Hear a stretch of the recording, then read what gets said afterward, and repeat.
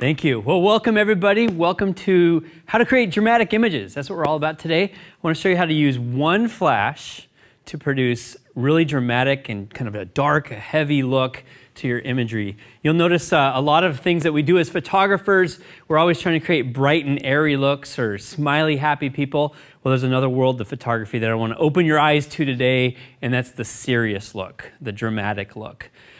Today we're all about teaching you how to use that one flash that you have in your camera bag.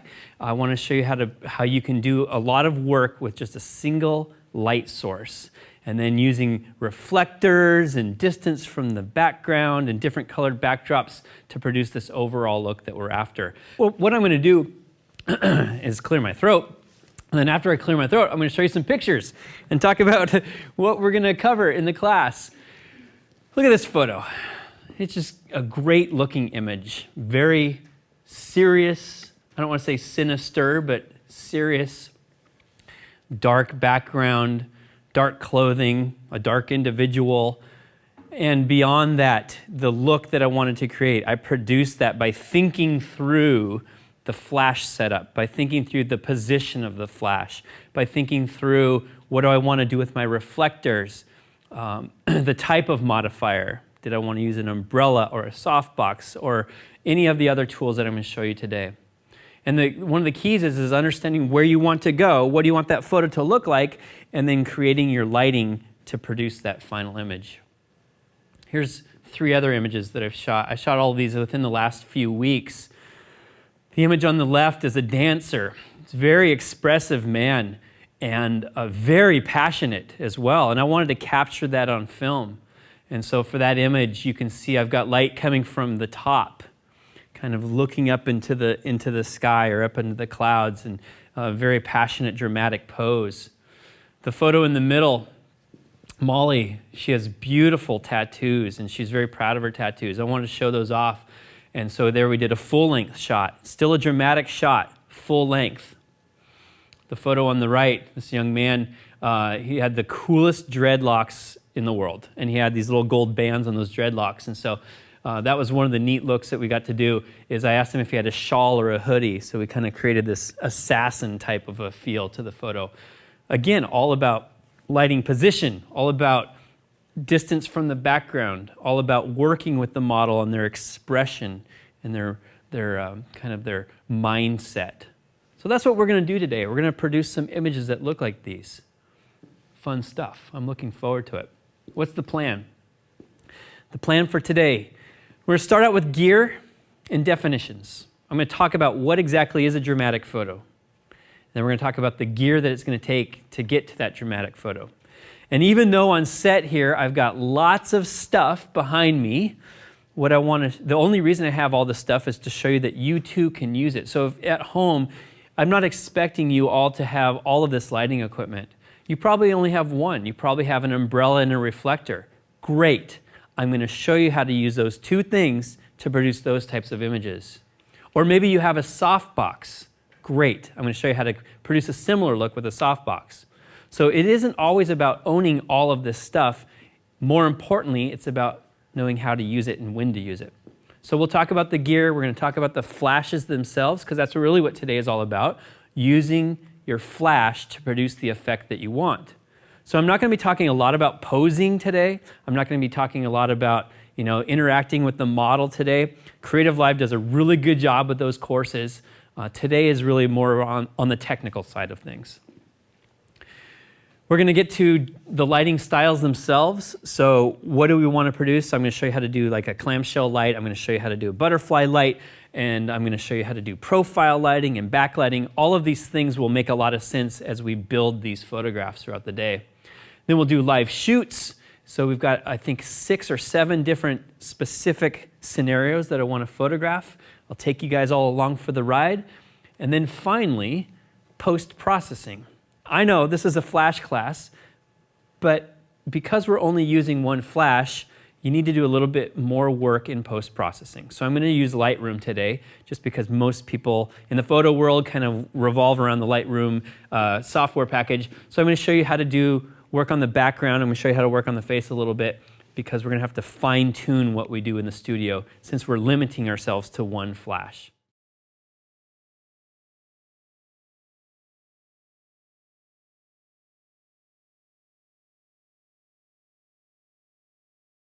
Let's define what it means to produce a dramatic portrait. In my mind, and a lot of this is my definition, you'll find other photographers, they have a slightly different definition, but it's my class, so I get to tell you what's on my mind today. A dramatic photo is all about shadows, managing the shadows.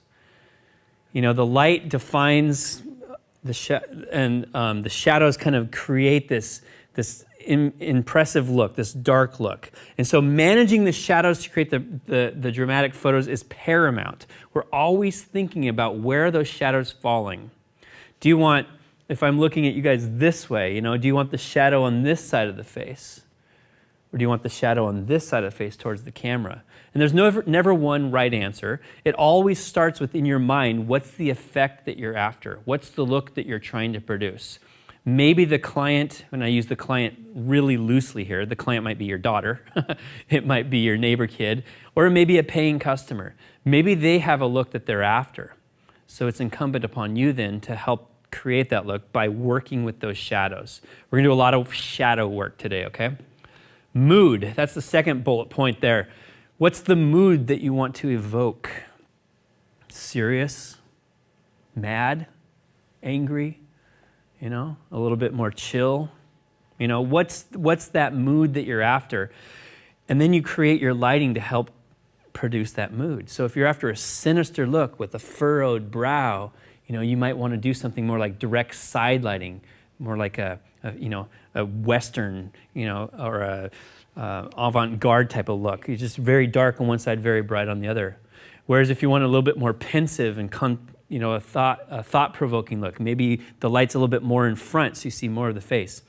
The point I'm making is your light style can help drive the mood in the photograph. And then emotion, mood and emotion, those are kind of the same thing. You know, today we're not about jubilant. We're not about excited. You know, you won't see a lot of my photos today where the subject is like really smiling big, because that's not really what we're after. We're after something a little bit more serious today. In dramatic photography, producing these dramatic photos, the light can be harsh or hard, or it can be soft, and both of them work. And you'll see today, I'm going to produce a variety of images, some with no diffusion on the light. So in other words, just straight flash. And you'll see that hard shadow coming right off the nose. And that's an okay look. At the same time, you may throw a gigantic umbrella or softbox on it so the light wraps around the face a little bit more. And again, it's all around the effect or the look that you're finally after. So don't limit yourself to hard light or soft light only. Feel free to experiment with the different light sources in this case. And that's different than maybe something like, you know, another class we taught was beauty lighting. In beauty lighting, you don't want a lot of shadows, and you want the light overall to be a little bit softer. In this case, for dramatic lighting, you can go with either soft or hard. This slide is one of the more important slides, so I want you to read what's up there, and then I'll talk about it. So the more off-axis the light, the more drama you create. What do I mean by off-axis? Well, if I'm looking at you, if I'm looking in the camera here, right? This is on axis. This is what we talk about, being on axis, okay? And then as I move that light over to the side, that becomes off axis. And the more the light goes to the side, the more dramatic the shadows are on the opposite side, right? So the more drama, the more off axis you put the light. And then to say it a different way, the more on axis you put the light, the less drama. Okay? So we're going to be really fine-tuning that direction of light today, along with our reflector on the other side. You know, with no reflector, we get really stark lighting, and then you bring in a little reflector and you can add some shadow detail.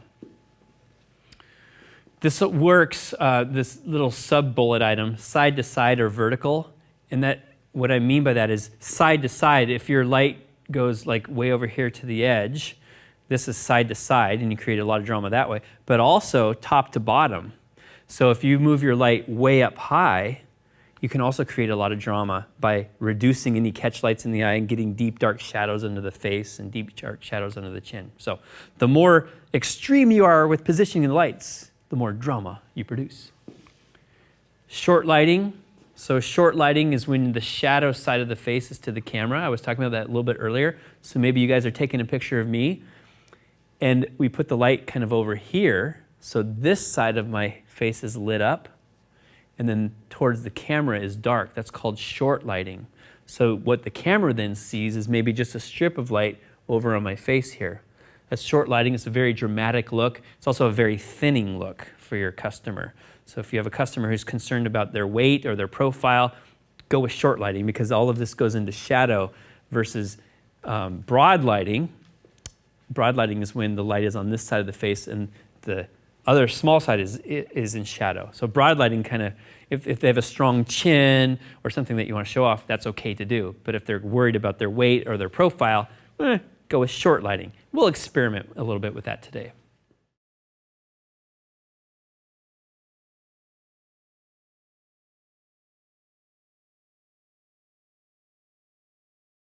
Let's talk about camera settings.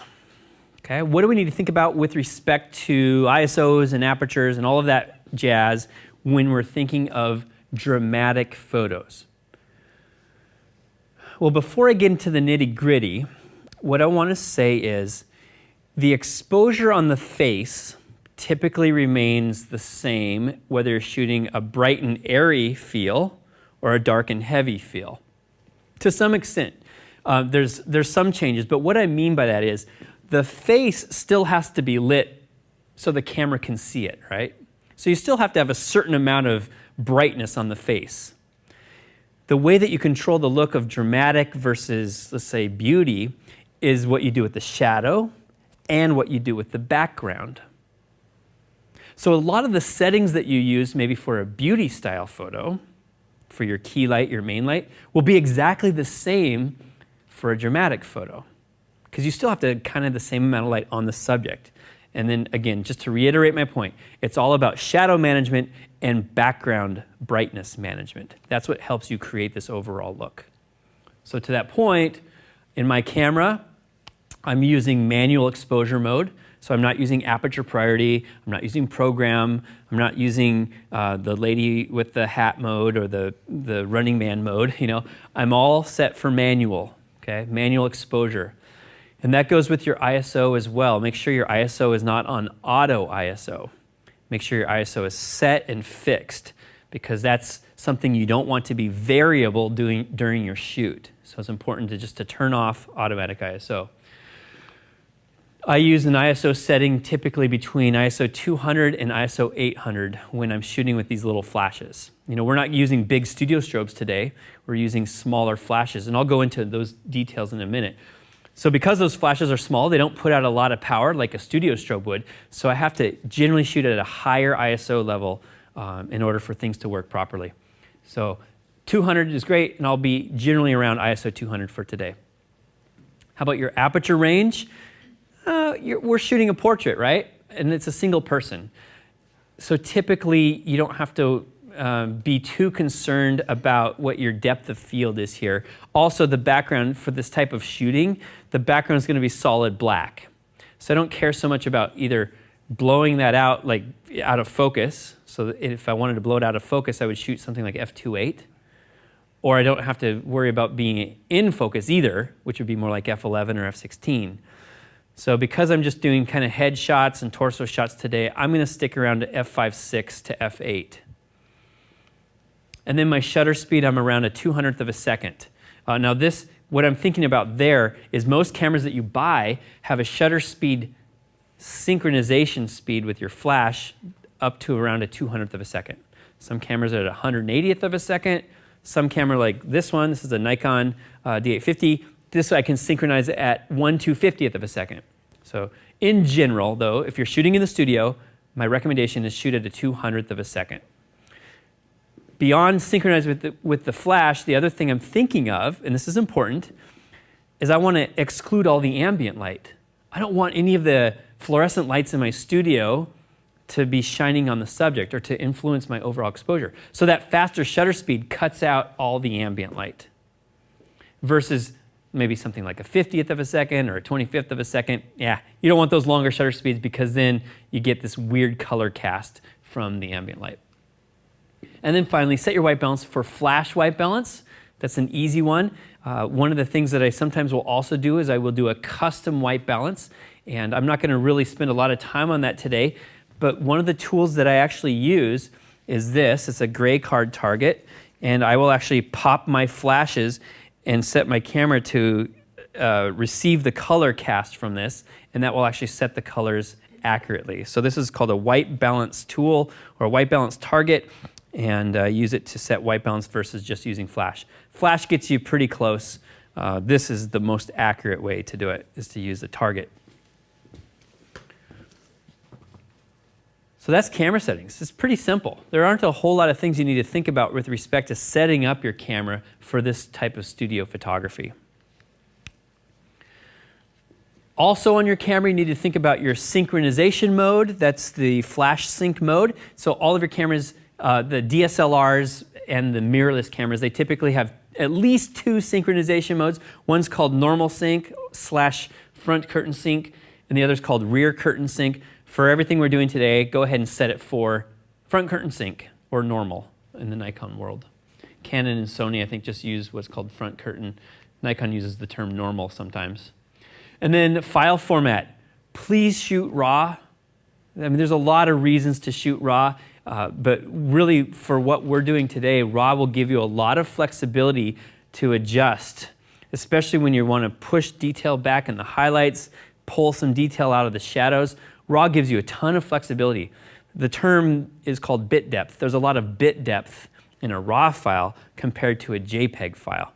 Very rarely, well, I will even go as far as to say never will I shoot JPEGs in the studio scenario, because I really want all the dynamic range I can get, all the bit depth. So shoot RAW, be happy. And then autofocus, you're going to set your camera for autofocus single servo. That's called AFS, or in, I think in the Canon world, it's single shot, or one shot AF.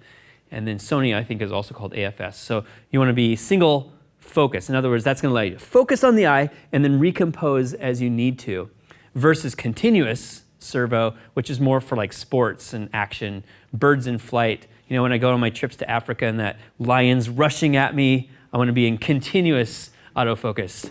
If the model rushes me today, I need you guys to tackle the model, okay? So, all right. And then the last thing is, it's not really a camera setting, but it's a lens setting. Turn off your VR. There's no reason to use vibration reduction or image stabilizer. No reason to do that here in the studio, because the flashes fire so quickly that they freeze all of the action. So go ahead and turn off VR. How about the flashes themselves? What settings do we need to think about there? I highly recommend that you shoot in manual flash mode. And that means you're going to have to learn fractions. So you have to learn half power and quarter power and eighth power versus TTL. TTL stands for through the lens metering, and TTL systems have gotten very good over the last few years. Canon and Nikon and Sony, all of their TTL, which are, I'll call them their auto type flash settings, they're excellent, but in the studio, everything is kind of fixed in place. People aren't really moving around a whole lot. And what TTL is great for when things are moving. So maybe you're shooting an event. Maybe you're shooting your toddler in the backyard, and one minute she's 3 feet away and another minute she's 10 feet away. TTL is going to manage that for you because it's variable and things are happening fast. In the studio, though, things are fixed. Stay with manual. You'll be much happier in the long run. Trust me. So in the manual mode, I'm typically in the power range of 16th power to quarter power. That's a good general operating range. All the things that work together to make this exposure happen are, their ISO, their aperture, and flash power. Those 3 things you have to think about a lot. So my ISO is at 200 and my aperture is at like f5.6, f8, and then typically I'm at around a quarter to an eighth. Every once in a while I'll go down to a 16th if I want to, like for this class, if I want a really deep, dark photo, go down to a 16th. But that's a typical range for most of these flashes. If you're using TTL, don't. But if you are using TTL in the studio, then what I want you to do is I want you to make sure that your subject totally fills the frame. In other words, don't shoot a picture that includes all of the backdrop and the subject's small. Rather, take a photo that's just the torso and the body. Because what TTL does is it bases its exposure off of what it sees in the overall scene. And if it sees that big backdrop, it may be trying to put too much light on the background, which will then blow out the subject. And that's never good.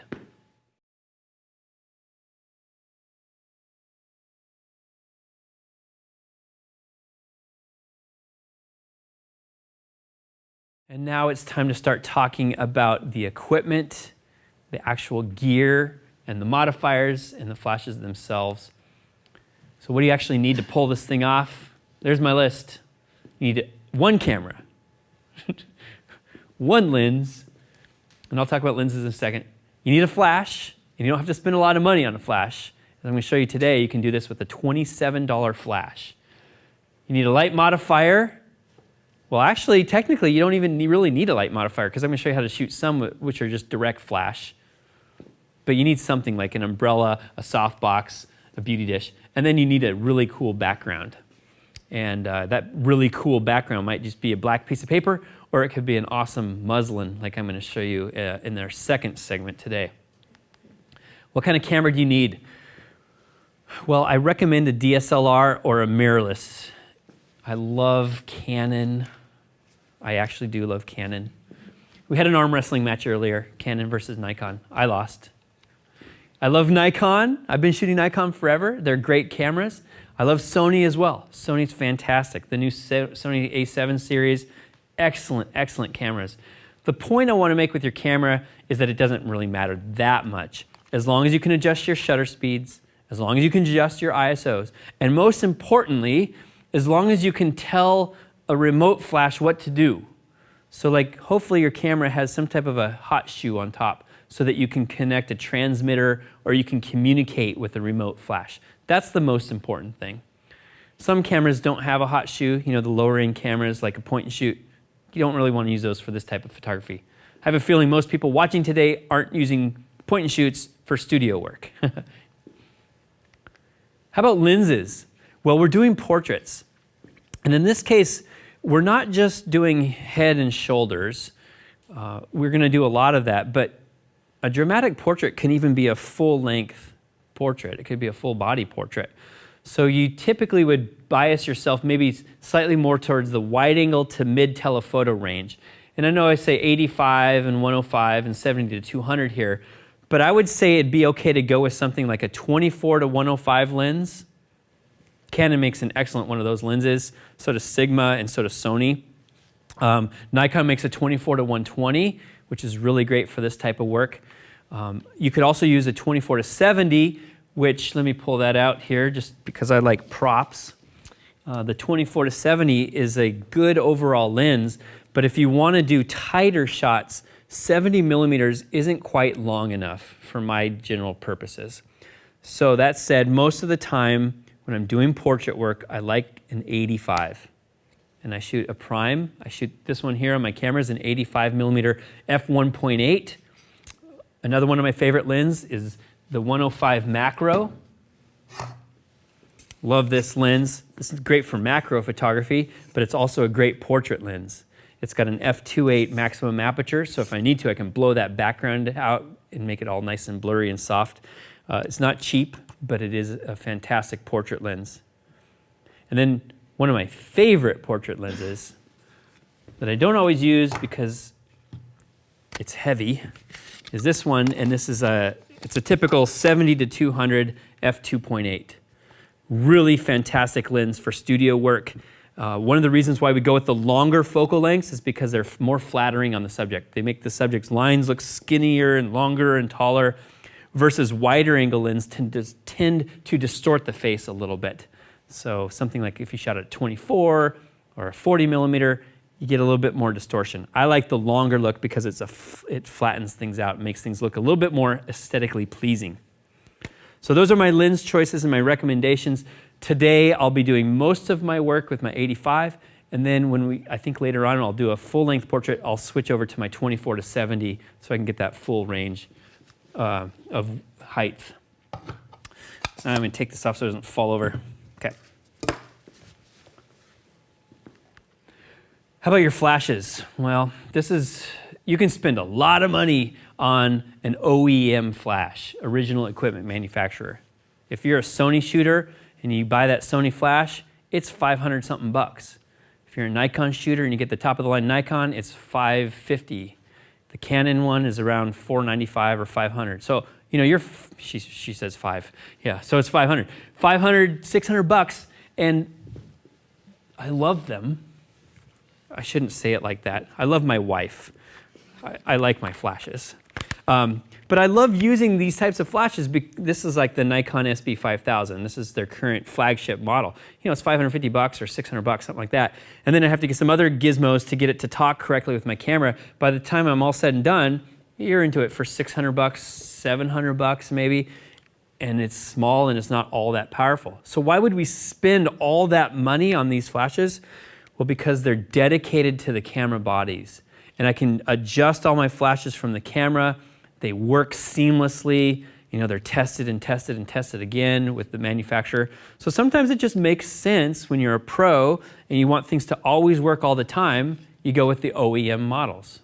But I'll tell you what, this doesn't necessarily produce any better look in my final photo. No, I can get the same look with a $50 flash or a $27 flash, as long as I can trigger them. And that's the key. You got to be able to trigger your remote flashes. Let me look at a couple of other options for you. I've got 3 options here in various, I can only hold 2, so I'll show you 2. One of them is this company called Photix. They sent me a couple flashes over the last week to try out. I love it. It's working really well for me. It's the Photix Juno. And what this is an all manual, so there's no TTL capability in this flash, but it has a receiver built into the unit itself. And then the transmitter is right here on the camera. So this up here is the Photix transmitter, and now I can control this with this built-in system. This flash is around $200 something. It's a really good setup. It's reliable, consistent, powerful, all that good stuff. The question is, does it produce any better light than my Nikon? No, it's the same. It's just less money, and well, in this case, I have to have this big transmitter on top, whereas on the Nikon stuff, it's a much smaller transmitter. How about this? There are lots of other options out there. If you go to Amazon, Amazon has this line of products called the Amazon Basics line, and I was surprised to find they had an Amazon Basics flash with the built-in slave mode. And so this mode, it's a slave mode that will trigger the flash when it sees a single pulse of light. So if I can produce a single pulse of light somehow on my camera, pop, it will trigger this to fire, and I don't need any wires to trigger it. $27.99, something like that. For that price, you can buy a whole kit of them, 5 of them, 10 of them, whatever, and you can fill out your studio for around $100, $150. Does it work? Of course it works. And I've produced some excellent photos with them over the years, and they're dirt cheap. So if you're looking for a really inexpensive way to get into this, this is the way. And by the way, for those of you who are watching online, we have a gear list available for you. And in that gear list, I have links to all of these flashes that I'm showing off today and all the gear that I'm using today. So those are your flashes. Don't worry so much about what type of flash you're using. Rather, learn how to use the flash, because most of photography is right here. It's not always in the gear. As much as we'd like to talk about Nikon versus Canon, and she and I had an arm wrestling match earlier, really when it comes down to it, it's all about the image and using your tools to create the image. For batteries, I recommend nickel metal hydrides. My favorite type of batteries, they're rechargeable. A little tip for you, go to IKEA and buy their nickel metal hydrides. They're really inexpensive and they're excellent quality. I was just at a store last week and I saw them there, and well, I already own a ton of batteries, so I didn't buy any myself, but I've read some good reviews in the last few weeks and they're excellent. Consider another battery pack. So I often will use something like this. This is a battery pack where I throw in, I think it's 6 other batteries, and that then plugs into my flash, and it reduces the cycle time of my Nikon flash or my Yongnuo or whatever flashes I'm using. It just means I can shoot at a faster pace. These are relatively inexpensive if you buy them third party. If you buy the Canon or Nikon they're more expensive, on the order of $100 to $150 for this. But the third-party brand I was able to get, this is made by a company called Nuear, and I think I paid $50, $40 or $50. So these are very useful. Basically what you do is you just plug it into the front of the flash, and then this is my own little DIY hack, do-it-yourself hack. I just put a cord in there, and then I can hang this on the light stand, and so that it can move around on the light stand just like that. Okay, let's talk about the gear, all of the lighting gear, all the equipment. So I've got a bunch of it here today, and we're going to use, I think I'm going to use just about everything you see back here in a different arrangement. Let's start talking about the umbrellas, and then I'll talk about a softbox and kind of what the purpose of each of these lighting modifiers are. Overall, the reason why we use a lighting modifier is to make the light bigger, to make the surface area larger. It's always about size.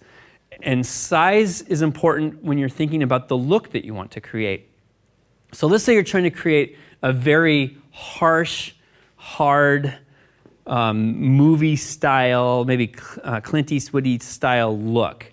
Well, there you want a very small light, and very specular, very directional. So you want a small modifier, maybe like a 1-foot softbox, something like that. On the other hand, let's say that you're photographing someone who you want the light to wrap around them a little bit more. So then we need to go with a larger surface area, maybe something like an umbrella. Maybe you're photographing 2 or 3 people in a scene, and you only have one flash. You need that light from that flash to envelop everybody. Well, then we need to go with a really big modifier, like that giant umbrella that I have back there. Okay. So again, the whole purpose of the light is to change the shape of, the whole purpose of the modifier is to change the shape of the light so that you can create the look that you're after. And the point is, you can use all of this, but know that each of them has kind of a specialty. So let's really quick talk about why I would use one versus the other. Starting with umbrellas. Okay, this is about a medium-sized umbrella. It's about 42 inches, I think, is the size of this guy. It's good for traveling. Like sometimes I'll go on vacation with my family, go to Hawaii. I bring my lights, and we take family portraits on the beach. This is the type of thing I would take with me because it can travel with me on the plane. I can throw it in my, not my carry-on because it's a little bit long, but I can throw it in my check luggage and then pull it out on the beach, put my, I don't know, wet swimsuit on the bottom, keep it from blowing over, and now I can take great beach portraits. In a studio environment, this is a little bit small. It's a little bit small overall, so I recommend going bigger than 42, but it'll do in a pinch. So today we'll shoot some photos with this. You'll get a good feel for what it looks like. The smaller the light is, the harsher the light will be. The bigger the light source is, the softer it'll be. One of my favorite light modifiers is this. Highly recommend getting a big umbrella.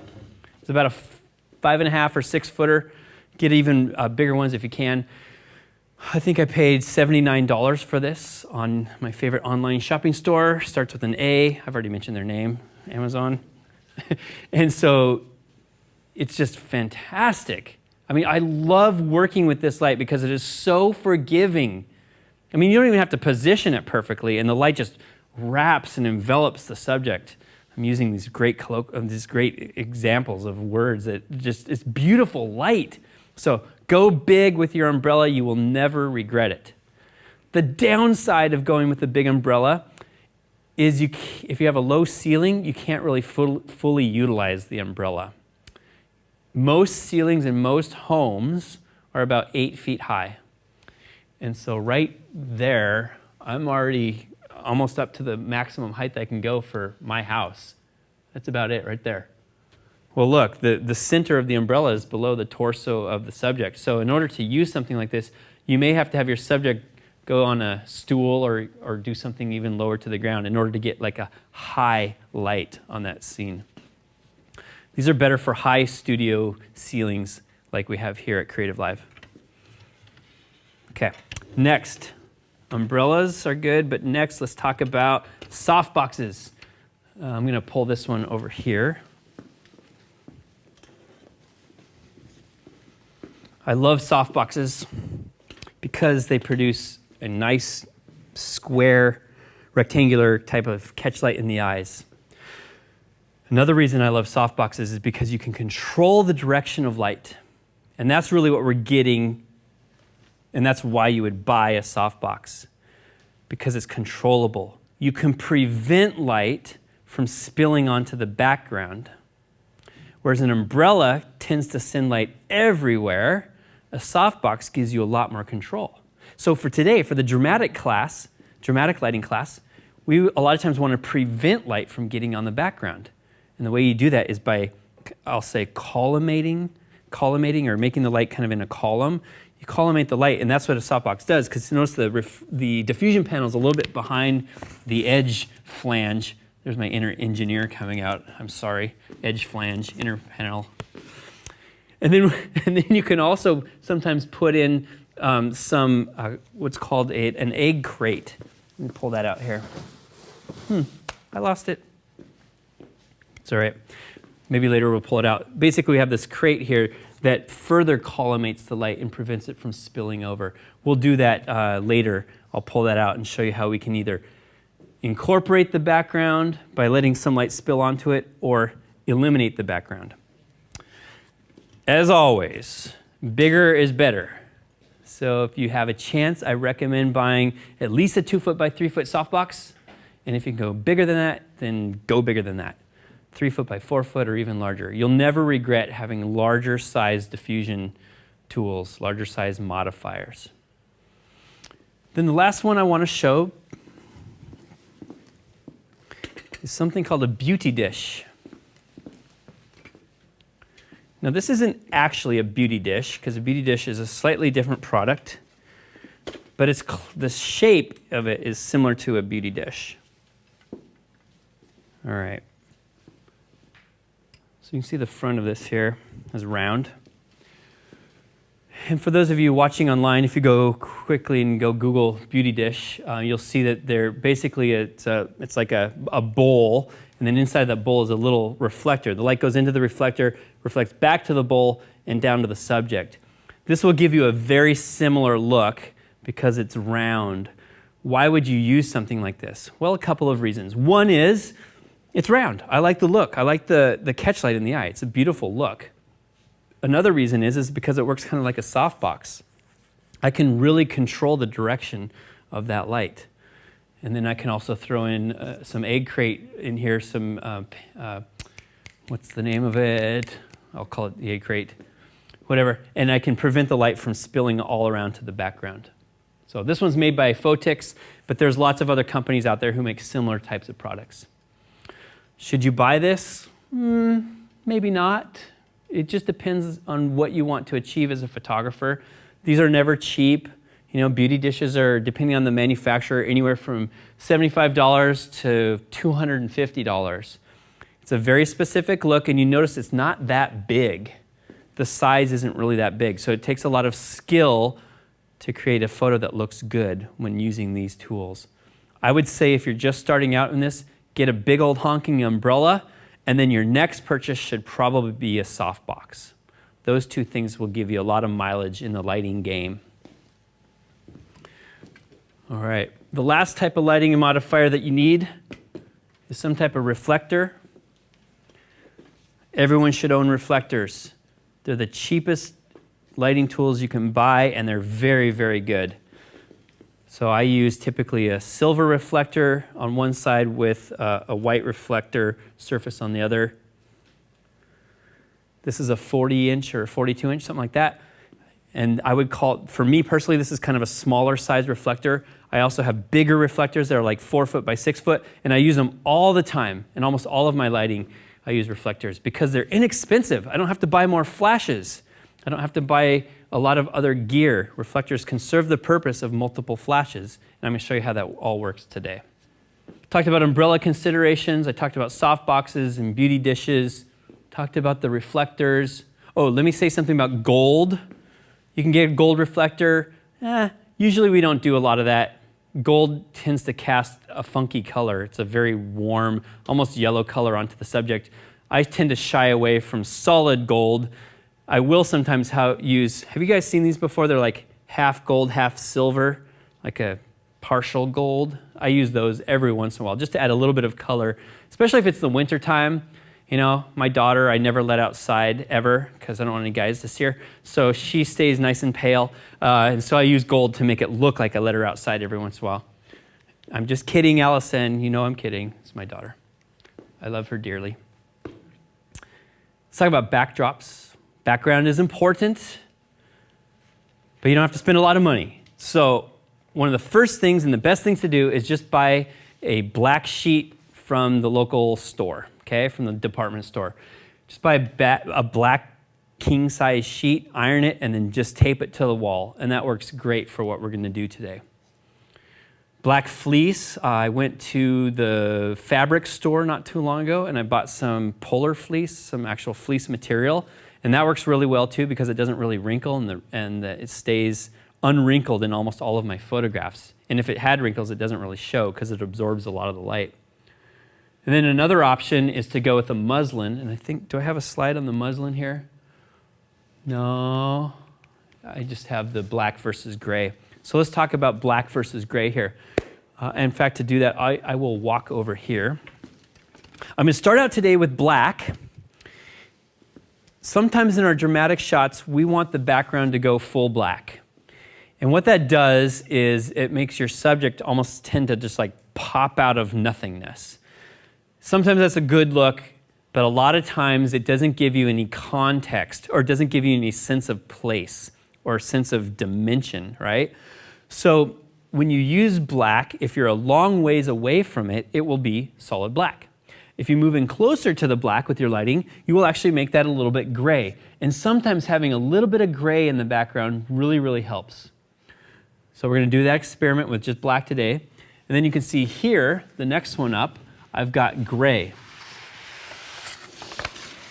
Sometimes for my dramatic portraits, I like using a gray backdrop better because I don't have to be so close to it to get gray. And here's the weird thing. I can actually make it look black by moving the subject even farther away. So gray is kind of the one type of backdrop that gives you the most flexibility for this type of lighting. You could also use white if you wanted to. But you got to be pretty far away from that white backdrop to make it gray. And very rarely will you ever be able to actually even make it look black. So for this scenario, if you want to just get one type of background, I'd recommend kind of like a medium to darker gray. And then back here, we've got a muslin, and this muslin is fantastic. They're hand painted. What's the name of the company? Do you remember? We're going to I'll figure it out. Get the name of the company. They're fantastic. But they're great for this type of work because they provide a nice sense of space. The subject has a little bit of texture behind them, and it's not like they're like popping out of nothingness. So I like to have a little bit of texture in the background for these types of photographs. Seamlessphoto.com. Great. Yeah, they provided these backdrops for us, and they're really fantastic. They have 5 or 6, maybe 8 different models. They're all hand-painted. They're all designed by really great photographers in the industry. Some of them even teach at Creative Live.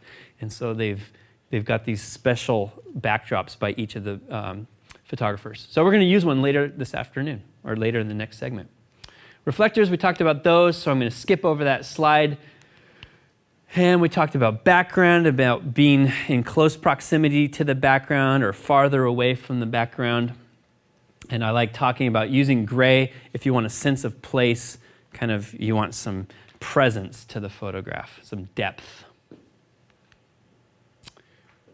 One of the things that I wanted to do, and I think we'll do this when we start shooting, is I want to show you how you can actually create that black to gray just by shooting in a variety of scenarios. So I'm going to actually save this slide for later. I'm going to take some pictures when we get our model set up here in a minute, and I'm going to show you how changing position close to the background can really impact the overall look and feel of the photo. And if you at home want to try this on your own, I encourage you to try shooting with the subject 1 foot away, and the subject 3 feet away, and then the subject 5 feet away, just so how you can see it with one light, you can dramatically change the overall look and feel of that image.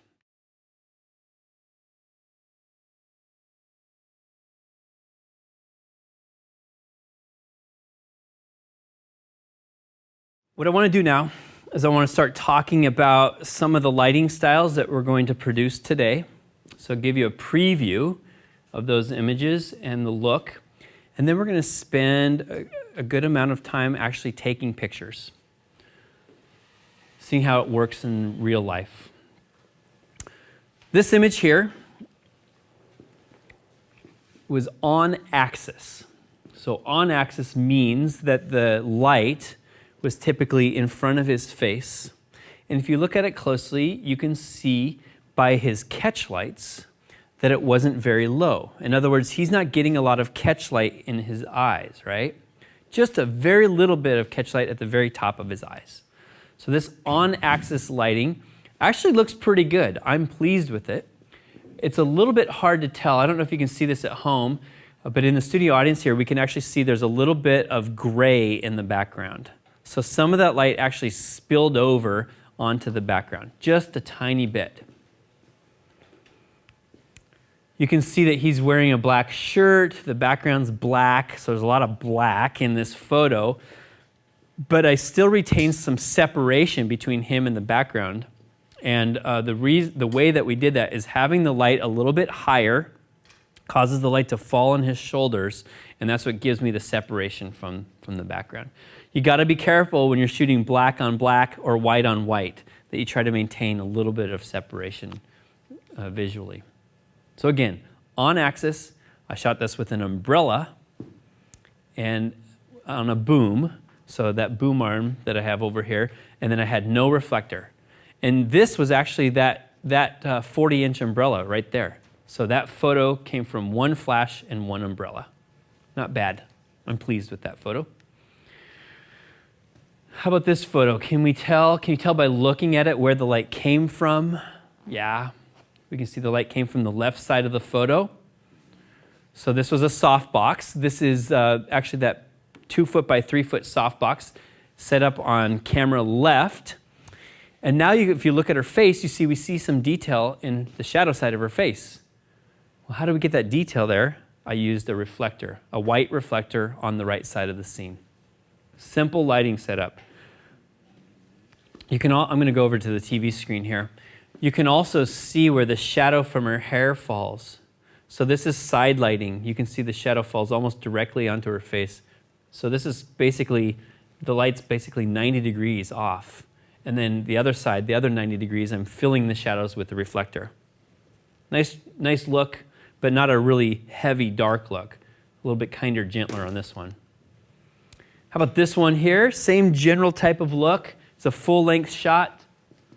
I've put the light, which is my giant umbrella, that big old 6-foot diameter umbrella, I put that actually kind of behind her. It's actually behind. And now you can see some of the light is actually spilling onto the background because the light's hitting her and the background. And then I used a big old V-flat, which is a gigantic white reflector board on the front side of her. And you can see in her face is actually well lit. There's a lot of light on there. Okay, this photo here is an umbrella on the left. Again, my favorite 5-foot or 6-foot diameter umbrella with just a reflector on the right. So simple lighting, and because it's an umbrella, you can see light spilling all around the scene. You can see the light landing on the background, giving us some depth, some sense of space. That was a conscious decision I made. I want to get you thinking about these lighting styles. What if we did this same photo with the softbox? Would we get any light on the background? Not as much. In fact, almost none. So a softbox would prevent light from landing on the background, whereas an umbrella allows light to land on the background. Again, knowledge of your tools lets you get to the effect that you're after. You can see that backdrop there. That is literally a bed sheet that I got from the local big box department store. The one that starts with W.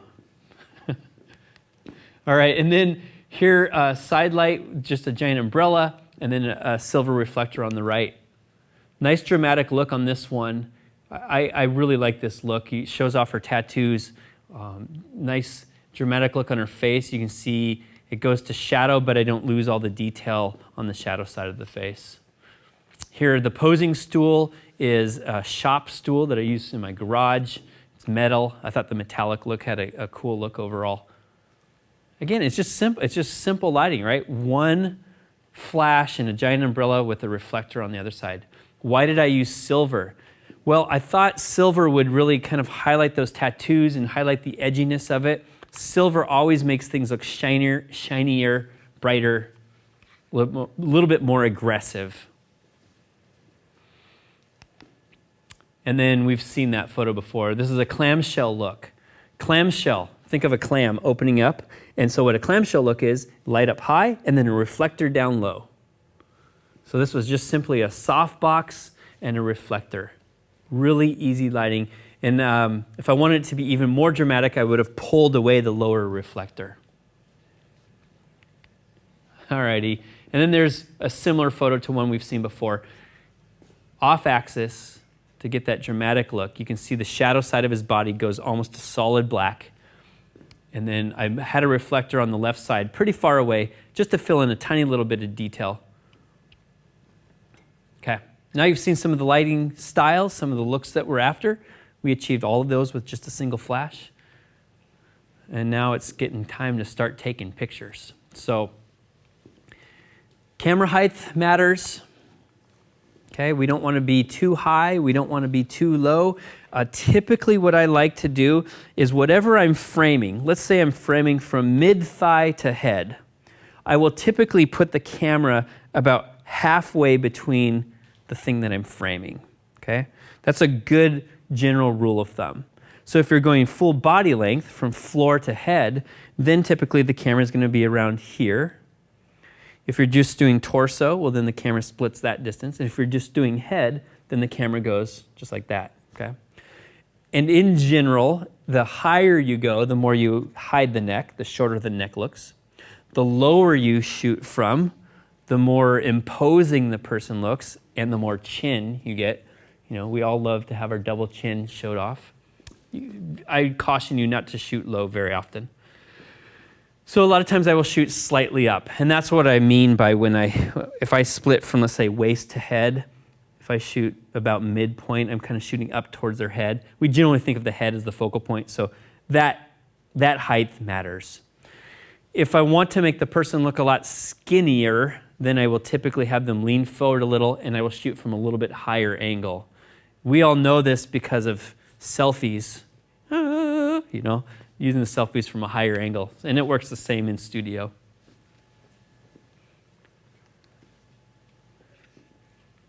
As you take photos, you want your blacks to be black, especially in the dramatic photo world, when you really truly want solid blacks. So one tool that you can use is Lightroom. If you don't have a light meter, a handheld light meter, well then you can tether to your computer, and in Lightroom you can use your eyedropper tool and hover it around the background and see what the levels are. And in Lightroom the levels range from level 0 to level 100. They're luminosity values. If your luminosity value is around 0 to 5, those blacks are going to be nice and solid black.